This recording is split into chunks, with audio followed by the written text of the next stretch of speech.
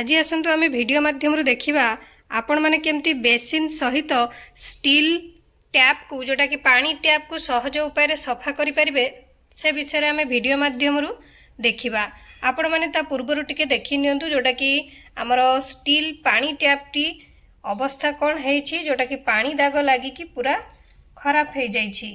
तो चलतु पानी दाग को आम केमती रिमूव करवा से उपाय देखा ता सहित आमर बेसिन को केमती सफा करवा से विषय रे देखिबा। ताले चलंतु वीडियो आरंभ करवा। ता पूर्व देखि नियंतु बेसिन रो अवस्थाटी कौन होइछि जोटा कि बेसी तो मैला हैनी अल्प किछि मैला होइछि पानी दाग लागिछि। तो चलंतु केमती कोन सफा करवा देखिबा। गुड आफ्टरनून आपण मानक समस्त को मो तरफ नमस्कार। आशा करछि आपण माने समस्त भलरे थिबे मु भी भलरे अछि। चलंतु वीडियो आरंभ करवा।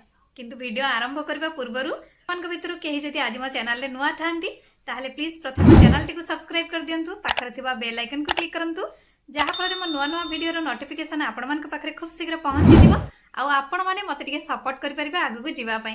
ताले चलंतु वीडियो आरंभ करबा। किंतु हां सेथि पई आपण मानकु दरकार रेड हार्पिक को एबे हमें बेसिन रो चारि पाखरे देई दबा।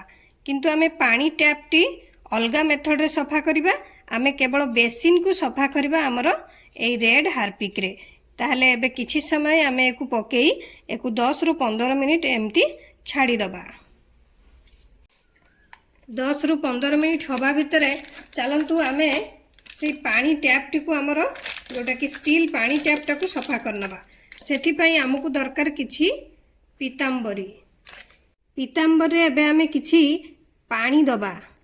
पानी देकी गोटे मिश्रण बनै नबा। एबे आमे एही मिश्रण को आमर स्टील पानी टैप रे भलो भाबरे लगै नबा।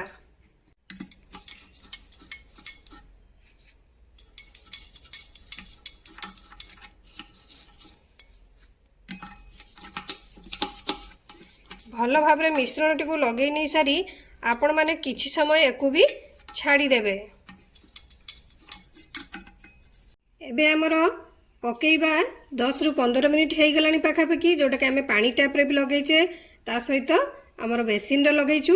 तो आबे आमे कोन करबा ना गोटे स्क्रब पैड नबा टिके पानी रे ओदा कर दबा तापरे भलो भाबरे हमर बेसिन टी को स्क्रब कर नबा। आपण माने चाहिले ग्लोव्स हाथ रे पिंदी की करि पारंती।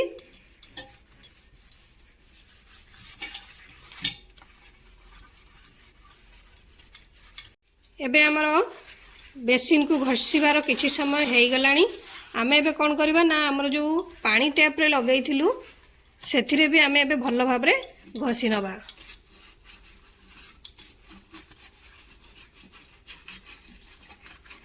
एबे आमे भलो भाबरे पानी ढाळी की धोई दबा।